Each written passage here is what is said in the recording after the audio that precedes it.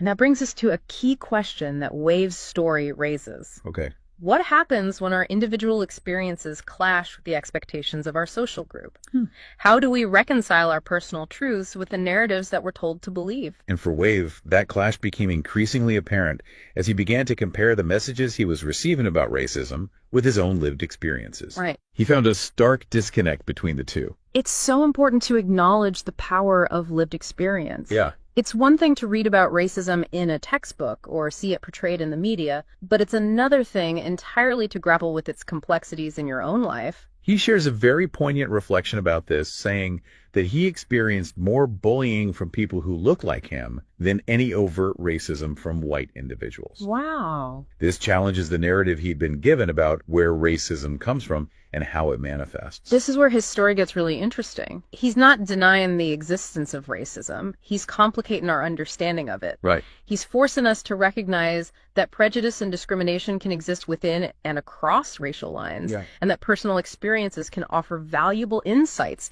into these complexities. And this realization leads him to project what he calls the democratic plantation, which is a provocative metaphor that connects the sellout label to the historical context of slavery and oppression. It's a loaded term, but it speaks to the feeling of being trapped within a particular ideology. He argues that the sellout accusation is a way to keep Black individuals from straying from a prescribed set of beliefs. He sees becoming a Black conservative as a way of breaking free from those constraints, of selling out of that contract and reclaiming his own agency. This raises a profound question about the relationship between individual identity and group affiliation. Yeah. How do we balance our loyalty to a community with our need to think for ourselves? When does allegiance to a group ideology limit personal growth and exploration? These are some heavy questions. And it seems like Aquarius Wave's story is just scratching the surface of this whole conversation. Absolutely. It's almost like he's saying that true freedom requires you to break free from those mental shackles, even if it means going against the grain of your community. And that takes courage, especially when you risk facing judgment and even hostility from people you care about. What I find so compelling about Wave's story is that it isn't just a political conversion, it's an intellectual journey.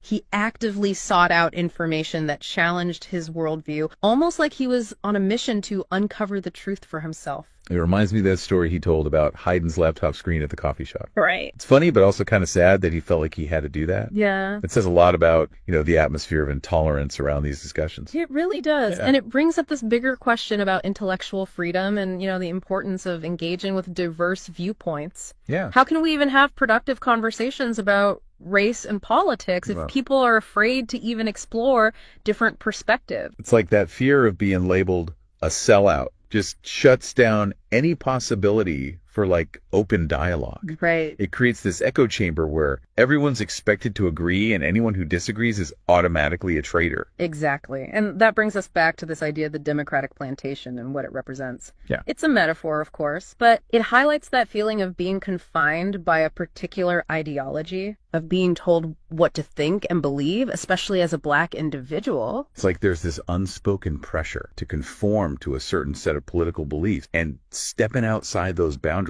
is seen as a betrayal of your community. Exactly. And it challenges us to consider who really benefits from this kind of ideological conformity. Does it actually empower Black communities, or does it stifle critical thinking and individual agency? Wave seems to be arguing that true empowerment comes from reclaiming that agency. Right. From daring to question the status quo and forging your own path, even if it's a path less traveled. And his story's really powerful because he backs it up with his own experience. Remember, he talked about experiencing more bullying from other Black individuals than from white people. Right. That must have been a really jarring realization. Yeah. One that forced him to confront the complexities of racism in a very personal way. It definitely challenges that simple narrative that racism is just a white versus Black issue. Right. It suggests that prejudice and discrimination can show up in many forms, even within communities that share a common racial identity. And that's an important point to consider because it complicates our understanding of these issues. It's not always about us versus them. Right. Sometimes the hardest conversations are the ones we have within our own communities, with people who share our background but might have different views. It's like that saying, sometimes the people closest to you can hurt you the most. Right. In Wave's case, it seems like some of the deepest wounds came from within his own community, from those who called him a traitor for just thinking differently. And this leads to a fascinating paradox. By trying to enforce this ideological conformity, are we accidentally silencing the very voices that could enrich and strengthen our communities? Mm-hmm. Are we stifling the kind of critical dialogue that's essential for progress? It's almost like we're shooting ourselves in the foot by shutting down dissent. Yeah. Instead of seeing it as a threat, maybe we should see it as an opportunity for growth and understanding. Exactly. Wave's story is a reminder that embracing diversity of thought, even when it's uncomfortable, can lead to a richer, more nuanced understanding of complex issues like race and politics. And it's not just about tolerating different viewpoints. It's about actively seeking them out, Right. engaging with them, learning from them. It's about recognizing that there isn't one Black experience or Black perspective. Right. There's a whole spectrum of beliefs and opinions within any community, and ignoring that diversity does a disservice to everyone. It's like reducing a whole rainbow down to a single color. Right. You lose the richness and beauty of the full spectrum. So as we get to the end of this deep dive, I want to ask our listener a question. Okay. How does Wave's story resonate with your own experiences? Have you ever felt pressured to conform to a certain ideology?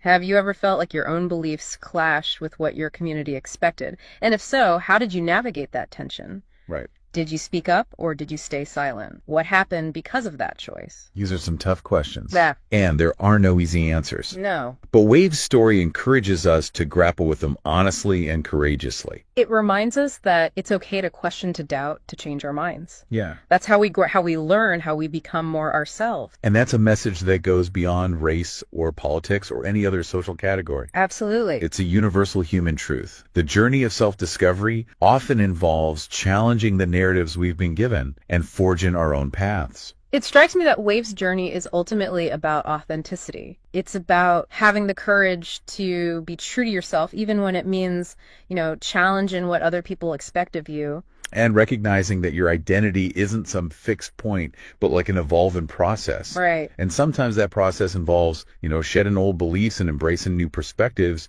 even if it means stepping outside your comfort zone. And that can be scary, especially when you feel like you're going against the grain of your community or your friends. Right. But Wave's story shows it can also be incredibly liberating. There's a real sense of empowerment that comes from, thinking for yourself, making your own choices, owning your own narrative. Yeah. And that's what I think makes his story resonate with so many people from different backgrounds. Absolutely. It transcends, the specifics of race and politics. Yeah. Because it speaks to this universal human desire for autonomy, for the freedom to define our own beliefs and our values. And that freedom definitely doesn't come without its challenges. No, not at all. There's always going to be that pressure to conform, to fit in, to go along with the crowd. Right. But what Wave's story shows us is that real growth often lies on the other side of that discomfort.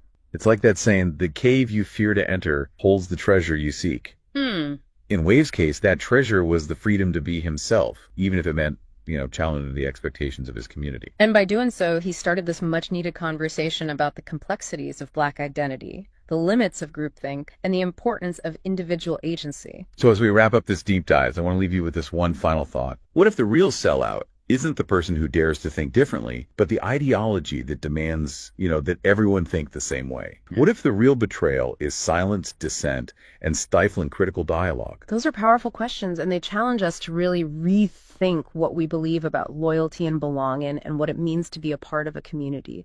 Maybe true community isn't about blind allegiance, but about creating a space where different viewpoints can coexist, where disagreeing is okay. Right. And where individuals are free to change and grow without fear of being labeled or ostracized. Perhaps the most important lesson we can take from Aquarius Wave is the importance of embracing complexity, of seeing that there are multiple truths, Right. and of talking to each other respectfully even when we disagree. It's a reminder that we're all works in progress, always evolving and learning, Absolutely. and that sometimes the most transformative journeys begin with a simple question, a willingness to challenge things, and the courage to forge your own path. So keep exploring, keep questioning, keep growing, and don't be afraid to really dive deep into your own beliefs and the world around you.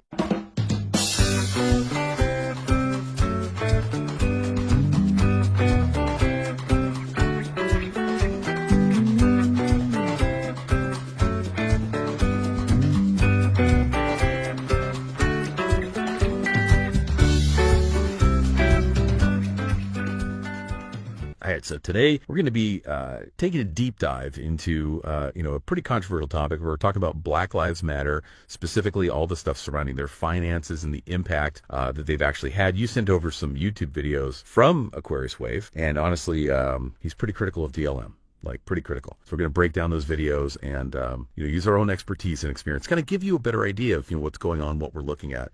So for those who don't know Aquarius Wave, he's a YouTuber, pretty big following. He does a lot of commentary on social and political issues, and he's not shy at all about criticizing BLM. One of the main things he really goes after is their financial dealings, and he claims that they haven't been transparent at all about how they spent all that money they got, all those millions in donations. He specifically mentions that $6 million mansion in California, saying that it's misuse of funds and pretty much just a betrayal of what the movement's supposed to be about. Yeah, I mean, it's definitely an interesting situation. Like when you think about like the whole image of this grassroots organization, fighting for social justice, but then you see that kind of luxury purchase, it's kind of jarring. You have to wonder like how much of that money actually went into that property, and how does that spending really line up with what they say their mission and goals are. Right, exactly. And Aquarius Wave says this is just the start of it. He goes on to accuse BLM leaders of pretty much just enriching themselves, with all those donations, instead of actually like using the money to help Black communities the way they said they would. And he points to the lack of investment, visible investment at least, in those communities as evidence.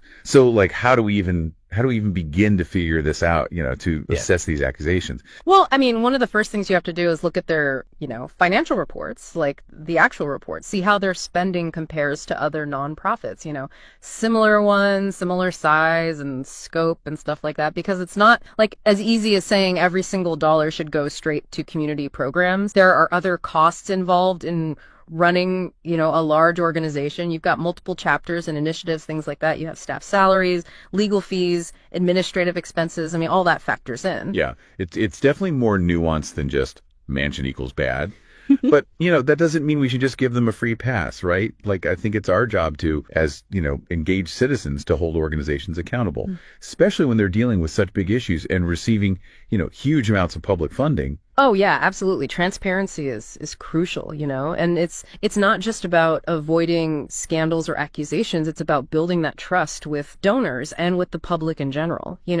When an organization is open about its money and how it's using donations, it just strengthens the whole movement. Okay, so beyond just the financial aspect, Aquarius Wave also, critiques the overall impact of BLM. Like, he actually argues that BLM has done more harm than good, claiming that they, haven't really demonstrably improved the lives of Black Americans. He even calls them out for pushing this, what he calls a narrative of victimhood. Victimhood narrative, yeah. That's a really loaded term, right? It gets used a lot these days, and it's important to unpack, like, what does that actually mean, and is it a fair way to describe BLM's message? Yeah, for sure. So he's basically arguing that BLM is kind of stuck in this cycle, where they're constantly highlighting oppression and focusing on the negative things about Black experiences, which he says, ultimately makes individuals feel powerless and prevents progress. I see.